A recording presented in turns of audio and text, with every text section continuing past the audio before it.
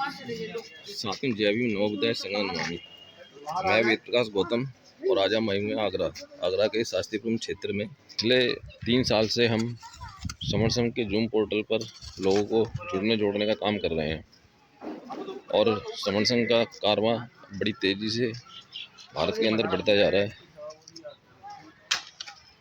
और जितना हम ज़्यादा जुड़ेंगे उतना ज़्यादा हम अपने हक अधिकारों को प्राप्त करेंगे। ये सभी हमारे साथी आए हुए हैं यहाँ पर। ये देखिए, ये गाड़ियाँ खड़ी हुई हैं यहाँ पर और ये सभी ये गाड़ियाँ खड़ी हुई हैं आगे। ये देखिए, अभी देखो वो भाई साहब हैं हमारे, वो देखो वो पंछी का झंडा लगा रहे हैं। मैं लेके चलता हूँ आपको।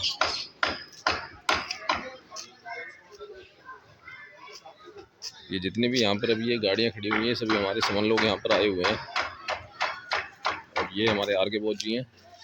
ये देखिए आप, ये समन ग्रंथों का यहाँ पर प्रचार प्रसार करेंगे। ये देखिए सुधीराज जी सर दिल्ली से आए हुए हैं।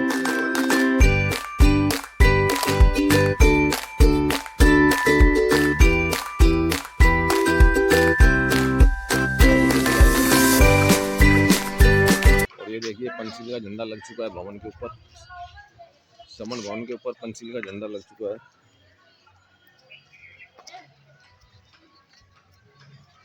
तो नीचे जमीन पे मैं आपको भवन के अंदर लेकर के मैं चल रहा हूँ। नहीं, बालू नहीं। जय भीम सर। आइए, स्वागत है। अभी हमारा यहाँ पर ये समन भवन का वो चल रहा है। जय भीम सर। जय भीम सर। जय भीम। ये देखिए आप, यहाँ पे आ गए शास्त्री को है। ये इसका यहाँ पे उद्घाटन है। आप देखिए आप,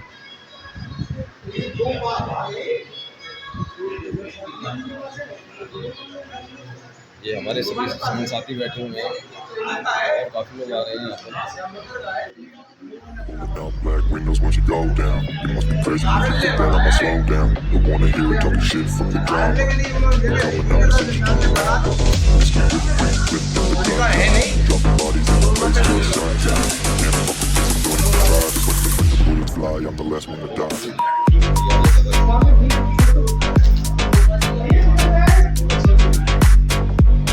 समन है श्याम सुंदर जी, वो समन सेवा केंद्र का उद्घाटन कर रहे हैं और ये अब उसका वो होगा। ये हमारे बंदे जी भी आए हुए हैं। ये देखो, ये भवन है समन भवन, पंचशील का ध्वज लगा हुआ है। ये देखिए आप, ये देखिए आप, सभी समन साथी इकट्ठा हो रखे हैं यहाँ पर।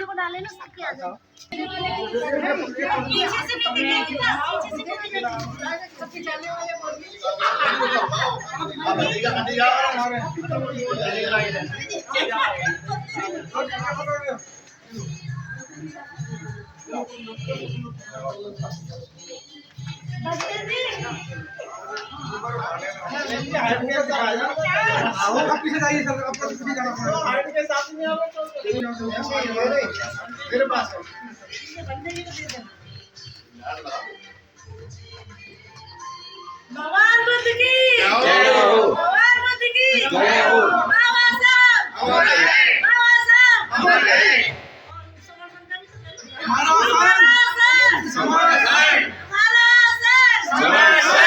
जुड़ेंगे जीतेंगे, जुड़ेंगे जीतेंगे, जब जुड़ेंगे तब जीतेंगे, जब जुड़ेंगे तब जीतेंगे।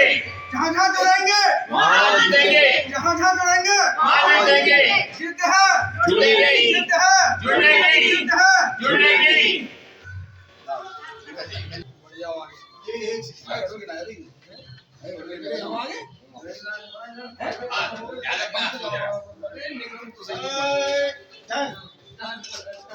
वीडियो बना लेना सबकी। हमारा साहब अमर रहे। हमारा साहब अमर रहे। हमारा संघ समाज संघ, हमारा का संघ समाज संघ, समरों का संघ समाज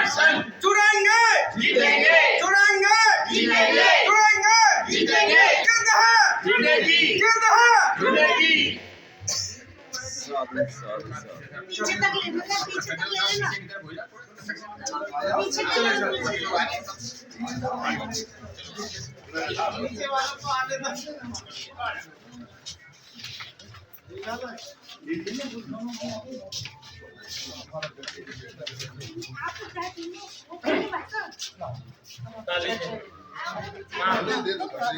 वहाँ ले लेंगे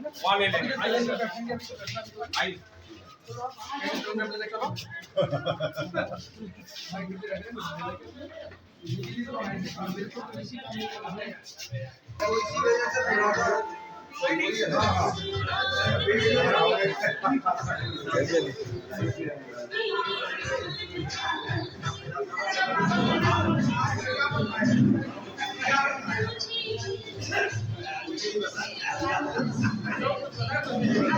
आने वालों को देखूंगी क्या बात होती वो देखूंगी।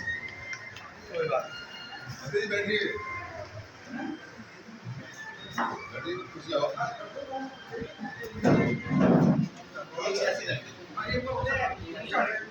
नहीं नहीं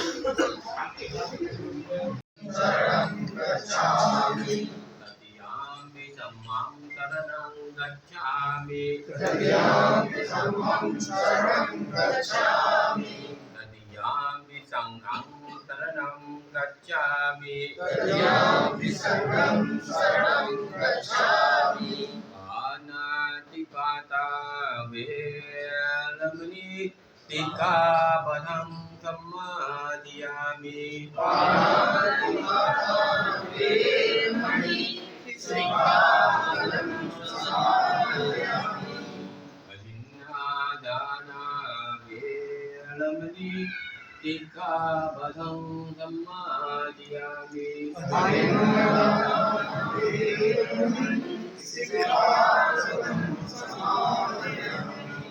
कामेषु विचाचाला वेरमणि सिक्खापदं समादियामि कामेषु मिच्छाचारा वेरमणि सिक्खापदं समादयामि मुक्तवादा वेरमणि सिक्खापदं समादियामि मुसावादा वेरमणि सिक्खापदं समादयामि नामेरया माच्चा पमादत्थाना वेरमणि सिक्खापदं समादियामि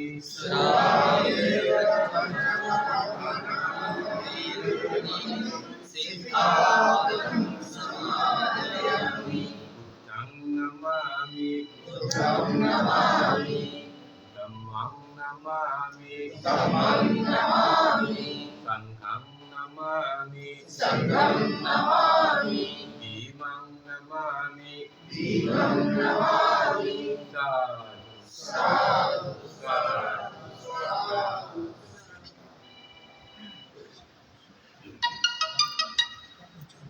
ये परिसंघ में काम शुरू किया और वो टूट गया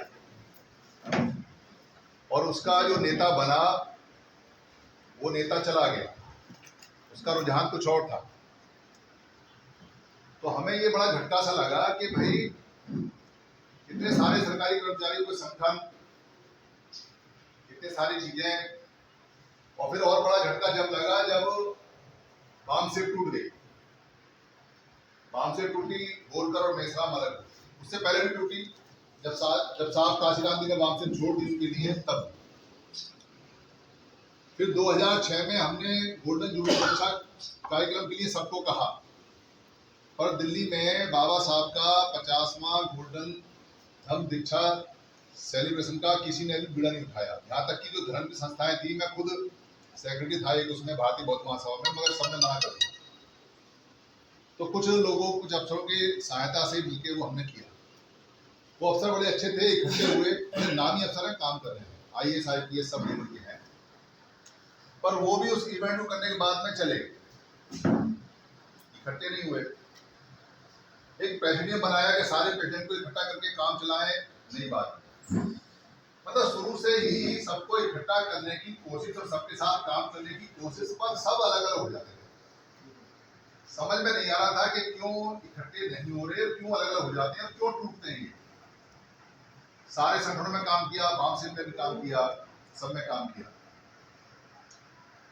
फिर हमने कोशिश की कि भाई सबको इकट्ठा लाएं। तो पिछले लगभग 7-8 साल से लगातार छोटी छोटी मीटिंग हम करते रहे दिल्ली में। फिर एक बड़ी मीटिंग की 18 आंध्र भवन में, बाम से सारे संगठनों, ये उंगली हटा लो आप उस पर से लेकर, ठीक। तो सारे संगठनों को बुलाया वहां, उनसे कहा कि भाई आप ना सब इकट्ठे होकर काम करो। हम चाहते हैं कि हमारा पैसा एक जगह जाए, हम चाहते हैं एक कमान हो और एक फरमान। हम चाहते हैं कि बाबा साहब का अगर 14 अप्रैल को एक शहर में बैठ जाओ भाई, बैठ जाओ, जहाँ सीट मिले भाई बैठ जाओ आराम से। बैठने में तो झगड़ा मत लगाएगा, फटाक से बैठ जाएगा। जब कोई बात चलती है तो बात की अगर गंभीरता नहीं है तो कोई बात ही नहीं है, गंभीरता है तो सुन लो ध्यान से, क्योंकि आप सब मरने वाले हैं। कोई यहाँ जिंदा हो रहा है, 3 महीने 2 महीने बाद तो सबकी फांसी लगने वाली है। किसी को नहीं समझ में आ रहा हो तो थोड़ा इंतजार करें। तो इस बात की गंभीरता को अच्छे अच्छे जो नेता हैं वो भी नहीं समझते। अच्छे अच्छे नेताओं की बात कर रहा हूँ, जो चिंतक हैं, विचारक हैं, बुद्धिजीवी हैं, प्रोफेसर हैं, डॉक्टर हैं, इंजीनियर हैं, ब्यूरोक्रेट्स हैं, जो संगठन चलाते हैं, वो उनको बुलाया, उनको कहा कि भाई एक कमान एक फरमान चाहिए हमको, और नेता आप ही रहोगे। हम मानेंगे एक को, अलग अलग नहीं मानेंगे। 29 लाख संगठन है, हम क्या 29 लाख जगह पैसा देंगे? हम क्या 29 लाख लोगों को प्रेसिडेंट मानेंगे? तुम अगर समाज के लिए काम करते हो तो समाज की सुनो। आधे से ज्यादा लोग हम इधर बैठे हुए थे जो साधारण लोग थे, और नेता उधर बैठे हुए थे, हमारे पास रिकॉर्डिंग है। हमने कहा एजेंडा है हमारा एक लाइन का कि सबको एक साथ आना है, 14 अप्रैल 2020 तक आपको एक साथ आना है, और अगर आप 14 अप्रैल 2020 तक एक साथ नहीं आए तो फिर हम पब्लिक में जाएंगे और सब आपस में बात करेंगे।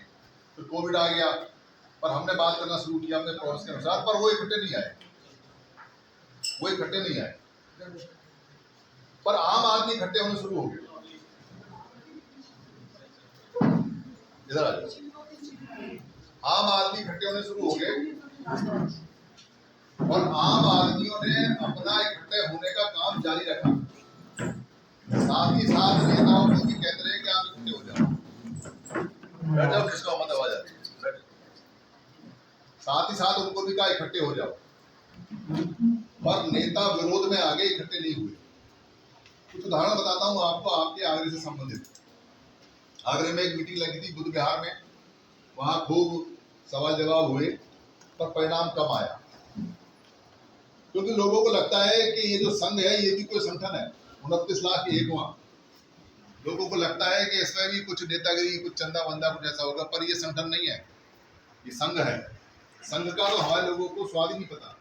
अभी यहाँ सबने हाथ जोड़ के बोला संघं शरणं गच्छामि, पर कोई सा गच्छामि नहीं करता संघ की शरण में। सब संगठन शरणं गच्छामि कर रहे हैं, चंदा शरणं गच्छामि कर रहे हैं, पद शरणं गच्छामि कर रहे हैं।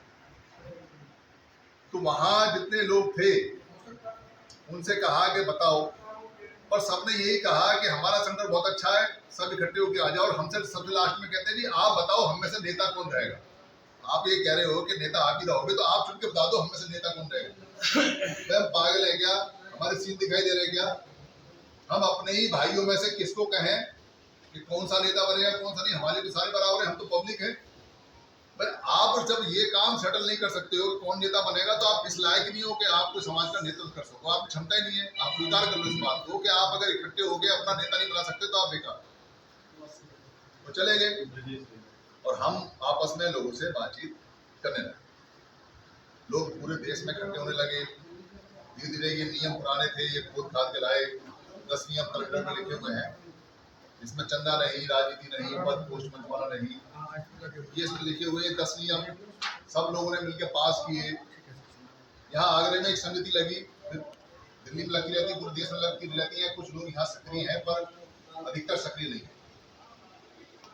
तो हम लगातार कोशिश करते रहते हैं नेताओं से बात करने की, लोगों से बात करनी। लोग तो जुड़ जाते हैं पर नेताओं का रुझान सुनाता हूँ आपके यहाँ के आगरे में जो काम करते हैं धर्म प्रकाश भारती जी, उनके एक बादल सिंह हैं, उन्होंने कहा जी कि आप बैठ के हम बात करते हैं। हमने कहा ठीक है बैठ के बात करते हैं। बोले हमारे कार्यक्रम में आ जाओ। वो सेम उन्होंने कार्यक्रम उस दिन बताया जिस दिन दिल्ली में एक बड़ा कार्यक्रम था 15 मई को। मैंने कहा नहीं आ सकते, 15 मई का यहाँ कार्यक्रम है, आप आ जाओ। वो नहीं आए। फिर वो कहने लगे जी कि जो काम समर्थन कर रहा है वही हम कर रहे हैं। मैंने कहा तो बहुत अच्छी बात है।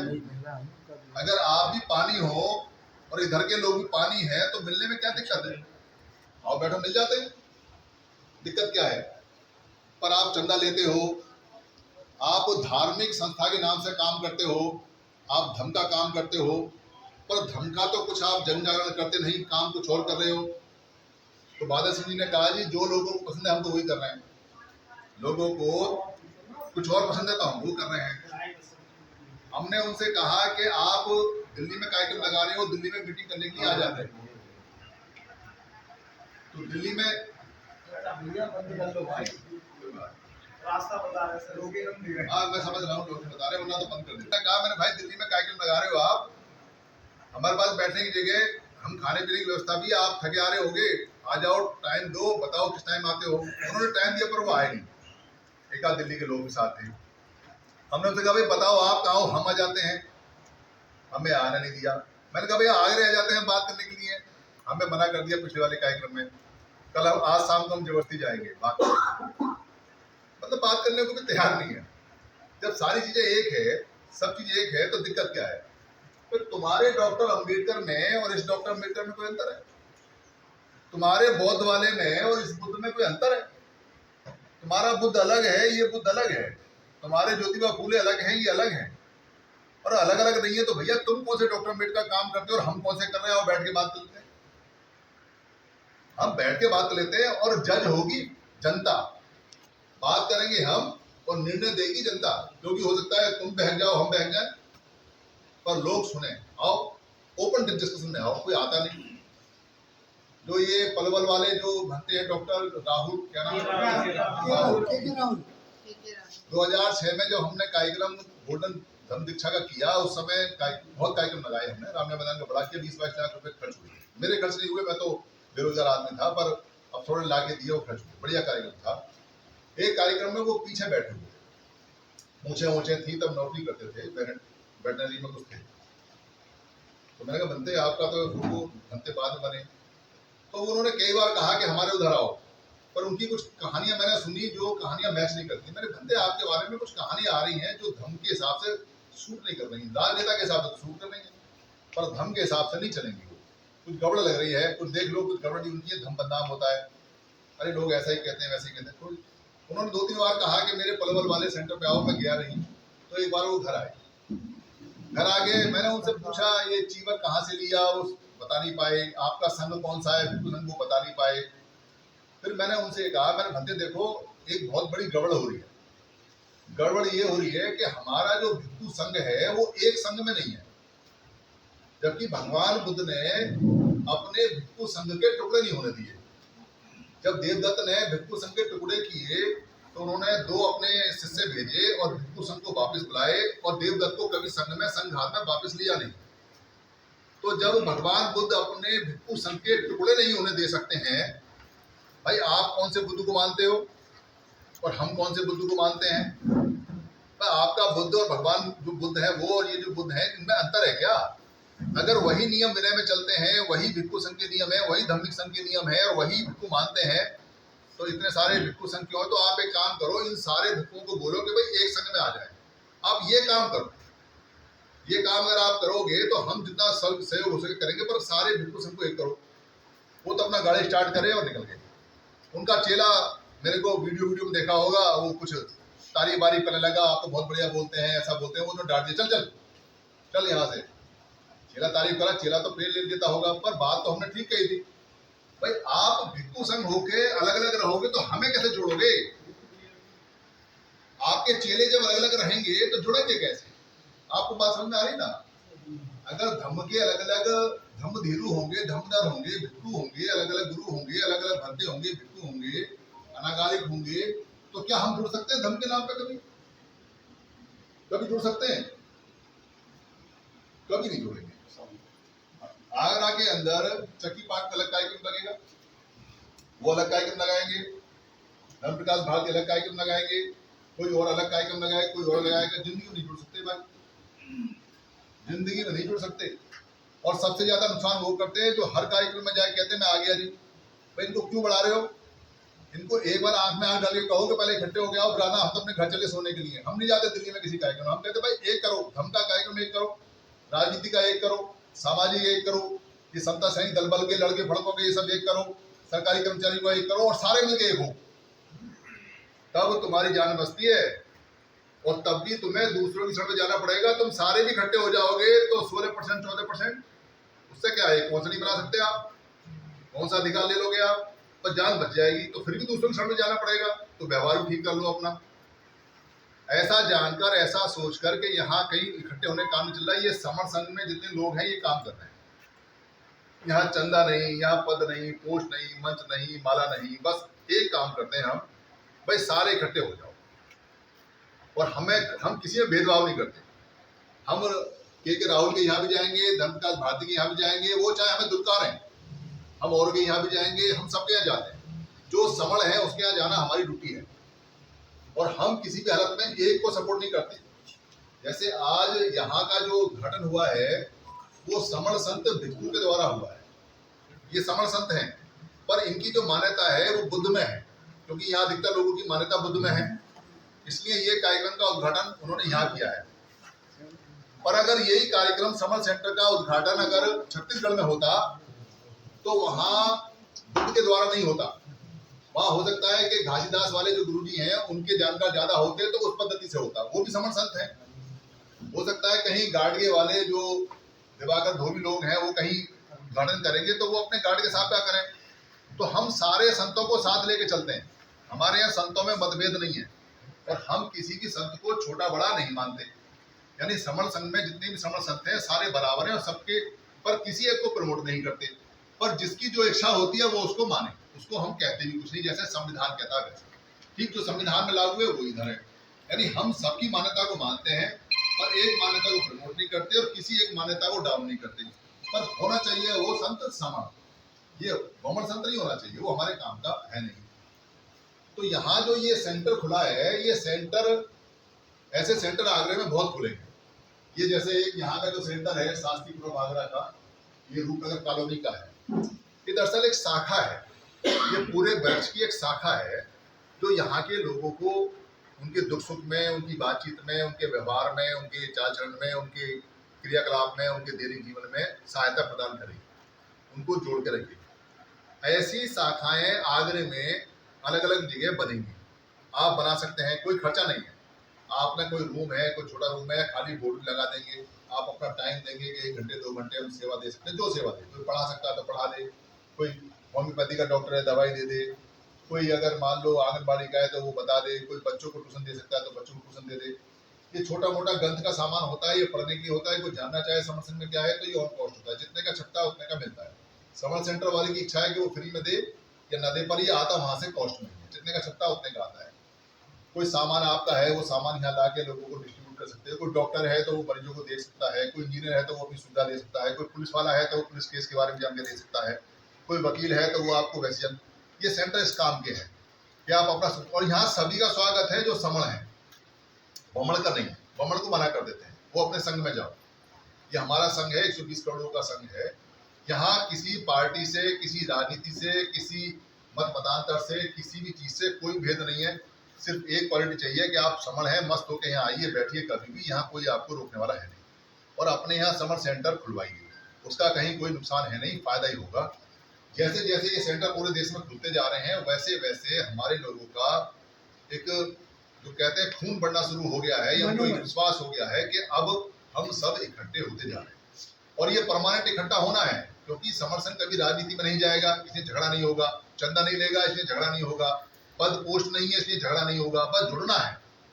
और जुड़ने के बाद ये लोग जो चाहेंगे वो करेंगे, जिसको जो करना है वो करे जुड़ने के बाद। क्योंकि अगर आपने व्यापार करना है तो आपको आगरे में लोग चाहिए, आपने दुकान खोलनी है तो आपको ग्राहक के लिए अपने लोग चाहिए, आपने अगर मान लो राजनीति में जाना है तो आपको लोग चाहिए, आपको धर्म का काम करना है तो आपको लोग चाहिए, आपको अगर कहीं कोई दिक्कत आ गई है हॉस्पिटल वगैरह में तो वहाँ आपको अपने लोग चाहिए, पुलिस में कहीं जाओगे तो वहाँ अपने लोग चाहिए। तो मिलेंगे कैसे?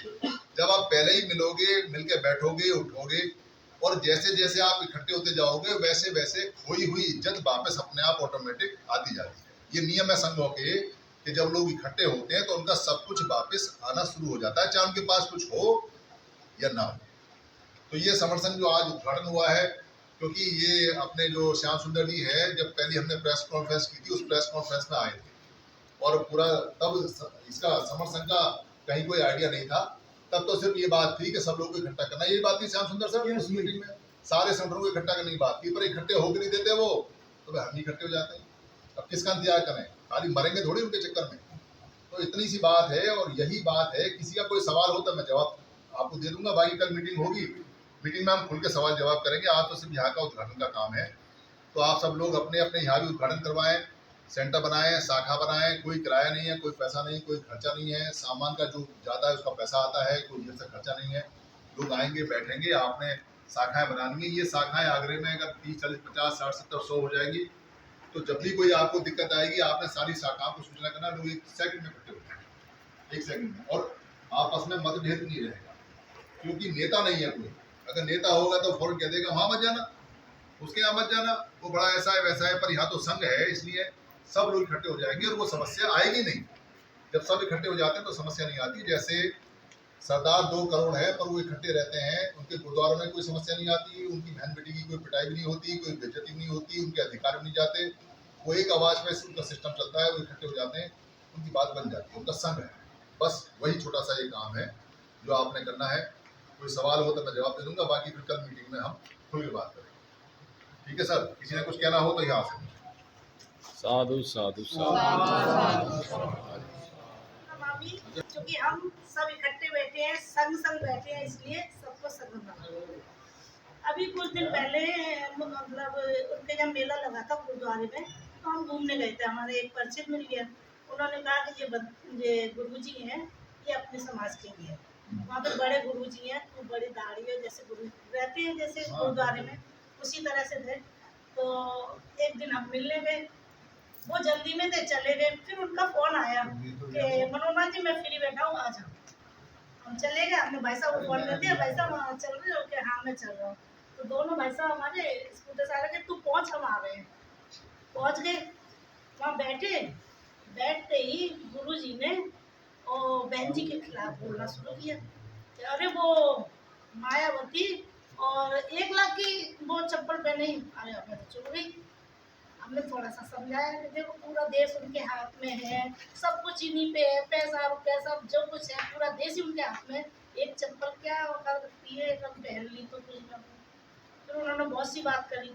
फिर उन्होंने मतलब फिर मेरे भाई भी आ गए, वो भी आ गए।